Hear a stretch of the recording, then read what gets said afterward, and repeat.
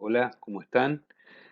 Para continuar con el tema que vimos en referencia a cuidados críticos en salud mental entre la ciencia y el arte, eh, vimos el tema de la autonomía y cómo en situaciones críticas la persona puntualmente que se encuentra en una situación crítica establece una dependencia con el equipo que va a intervenir porque a mayor situación crítica, es decir, de pérdida de control de la situación, eh, mayor dependencia del equipo. Entonces, de alguna manera, a ver, el concepto que queremos conservar es que cuando una persona se encuentra en condición de vulnerabilidad, el equipo aumenta en su posibilidad de tener una respuesta autónoma y la persona disminuye esa posibilidad. Entonces, de allí que se aumenta la vulnerabilidad. Pensamos entonces la salud mental como un proyecto de autonomía, pero en realidad debemos pensar la salud en términos generales como un proyecto de autonomía. Una cita de Juan Samaja: la salud es un valor esencialmente ligado a la idea de libertad o de autodeterminación. La enfermedad es una limitación a través de la cual la libertad debe abrirse nuevamente paso. Ahora bien, si la salud tiene que ver con la libertad, una epistemología de la ciencia de la salud debe enfrentar explícitamente la pregunta: ¿es posible pensar científicamente la libertad? Y esto ustedes lo van a leer en el apunte, que vamos a marcar la cuestión de que es imposible no tener una ideología en el trabajo, ¿no? Sino que tenemos que pensar cuáles son las relaciones entre la ideología y el trabajo, y si es posible concebir algún tipo de trabajo que sea prescindente de todo tipo de ideología. Sostenemos el concepto: cuando queremos entender algo, es necesario que tengamos un proyecto de elucidación, es decir, una idea de apropiarnos del conocimiento, de producir conocimiento. eh, y entonces este punto central es entender que de alguna manera no hay intervención posible, no hay trabajo posible si no hay un proyecto de trabajo. Y en este sentido, entonces, es una forma más de decir que es fundamental lo que pensamos acerca de la realidad sobre la cual vamos a intervenir. Y de aquí el aspecto central de considerar la autonomía. La autonomía no debe ser un objetivo de todo el proceso de intervención, no debe ser el producto final, debe estar considerado desde el inicio de la intervención.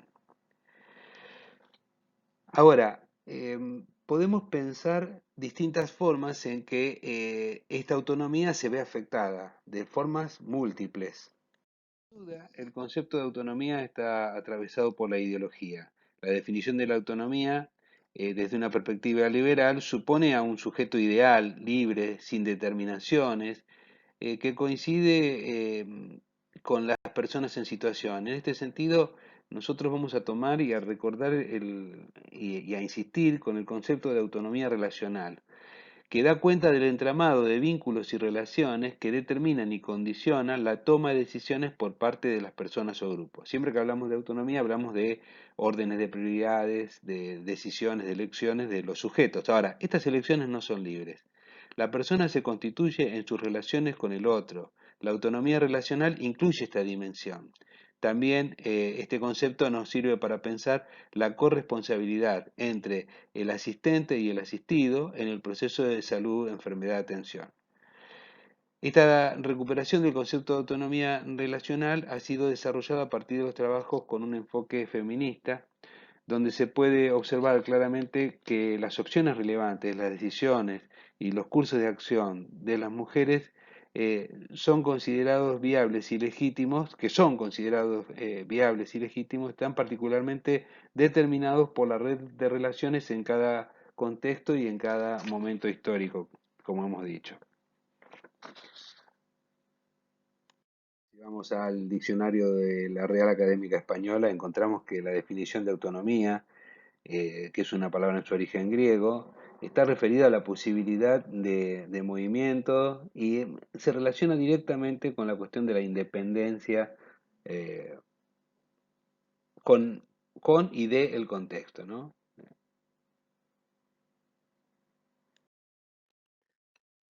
Podemos pensar todas las formas en que la autonomía se ve restringida. Nosotros acá hacemos un recorte, no vamos a tocar todas las cuestiones planteadas por Jaime Breil y otros autores referidas a los modelos civilizatorios, a la cuestión de la autonomía de los países, la soberanía, el colonialismo. Nos vamos a enfocar en este momento en la autonomía fundamentalmente desde la perspectiva subjetiva, ¿no?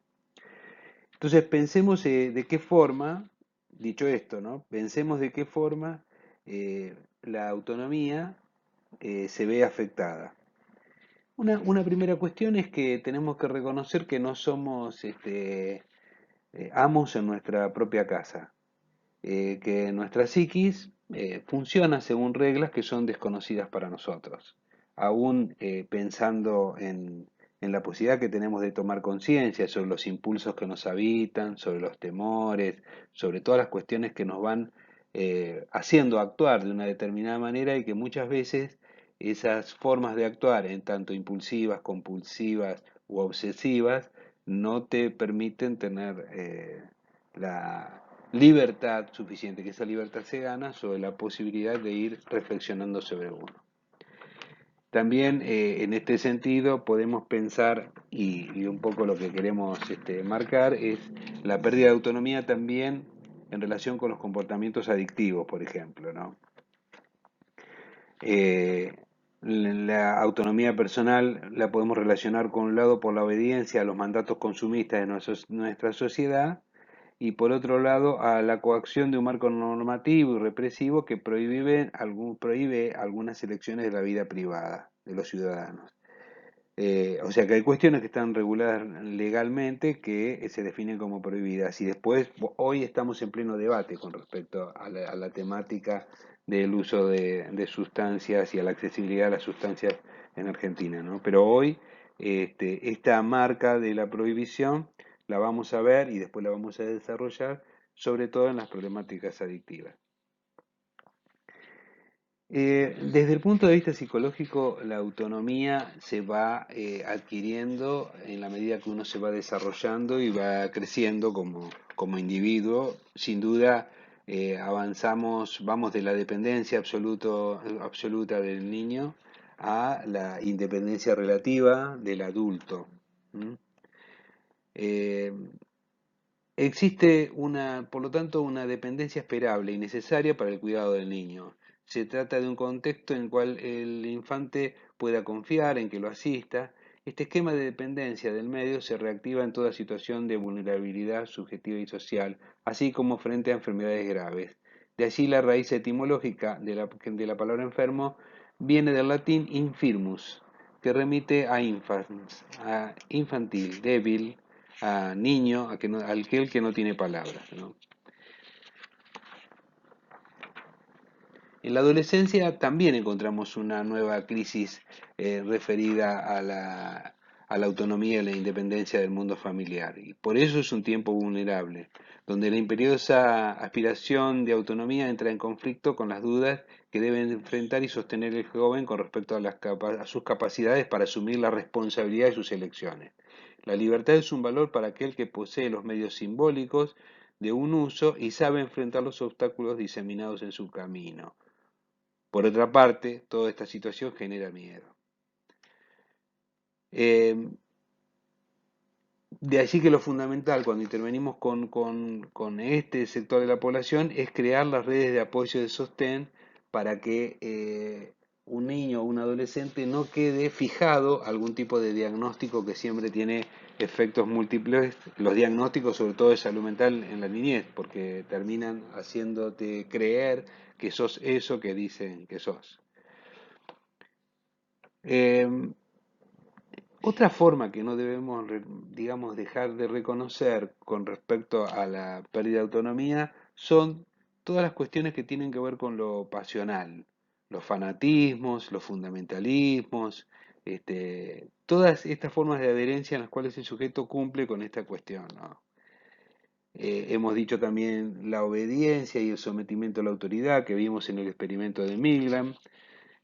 cómo un sujeto puede hacer cosas que piensa que no va a hacer y termina haciendo por ser manipulado en el experimento de Milgram, como hemos visto. Por supuesto que en el extremo de, de oposición a la autonomía se encuentra el encierro. Entonces decimos que también una forma de pérdida de la autonomía está determinada por la condición de encierro. Y sobre todo, el modelo más extremo es cuando hablamos de la privación de la libertad, eh, que como se dice en nuestro sistema nunca es para castigo. este, Sin embargo, hay mucho de esto y hay una demanda en la sociedad de esta situación, pero se trata de una pérdida de la autonomía como efecto de una sanción legal, de cumplimiento de una pena. eh, y también en esa dimensión que hemos descrito de la condición de encierro como deuda, ¿no? El sujeto endeudado, y ya nos referimos también a un efecto de la sociedad de consumo, el sujeto endeudado es un sujeto encerrado, en tanto que deberá usar su tiempo de vida para solventar las deudas que haya contraído por el peso de esta misma sociedad de consumo. Bueno, hasta acá quiero que lean el texto, vamos a seguir trabajándolo, hay algunas otras definiciones varias que vamos a incluir dentro de la temática y que nos va a permitir pensar la problemática de las adicciones en términos particulares.